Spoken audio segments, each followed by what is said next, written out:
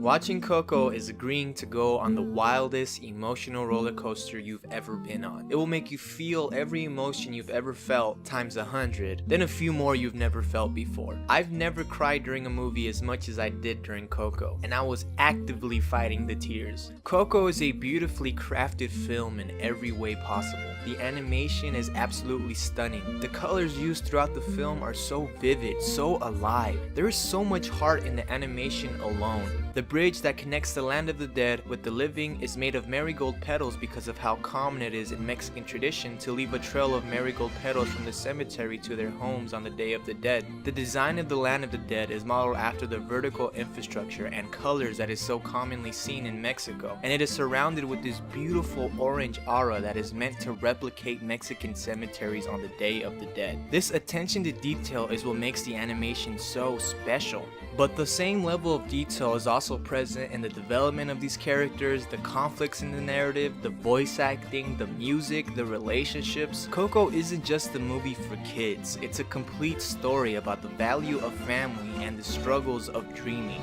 And it's kid friendly. There is such a risk when making a film entirely centered on a specific cultural tradition, but Coco beautifully represents a culture without ever disrespecting it. Not only is it an amazing film, but it is also a medium in which many people will be educated on a culture they may not have known much about. And seeing that there is a lack of these type of films, it is very much needed. And stop comparing this movie to The Book of Life, alright? The Book of Life is a perfect example of how studios can use a tradition as nothing more than a vessel to sell more seats at a theater, more toys, more money for greedy corporate men. Instead, Coco is able to capture all the small nuances that exist in the Mexican family, the common relationships between parents and grandparents, the strict rules of the family because of tradition, the feeling of being an outcast, and the pressure that comes with being the youngest member of the family. All these things are what made Coco the biggest opening weekend in Mexico. I cried so much throughout this movie, even during parts that weren't sad, because the movie was able to capture these real moments that I haven't seen in any other film. And also a big reason of why I was crying the whole time is because of this.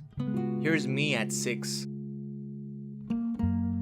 But the movie isn't exclusive to anybody. The universal themes of family and following one's dream is done so well that I can't imagine anyone not enjoying this movie. The only way you cannot like this movie is if you hate family. Shame on you.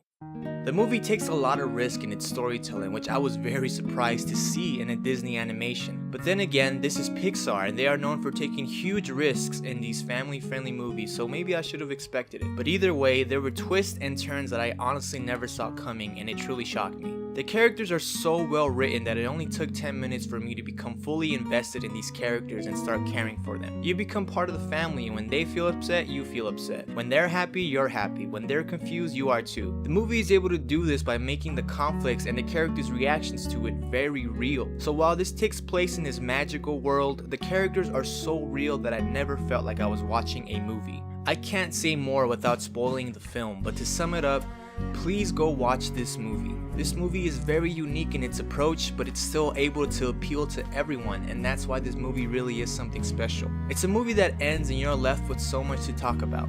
When the movie ended, I just sat there and kept crying for a few more minutes. I was just still processing everything I just witnessed. This is one of my all-time favorite animated movies, and yes, I am biased about it, but that's okay because that's what it's meant to do. I think of the social implications of this movie and I shed a tear of joy because now little Mexican kids will feel special when they have a movie that boldly displays the rich, unique culture from where they are from. That's why I have to give this movie a 9.5 out of 10.